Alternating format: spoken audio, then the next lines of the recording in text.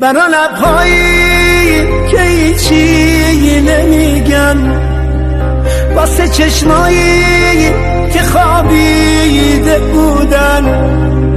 چی بخونم که چشام تو بکنی، یا یه حرفی بزنی صدا کنی. تو که رفتی کار من شد اشکا، حسرت دیدن تو با یک نگاه شده آرزوی هر لحظه من که بگن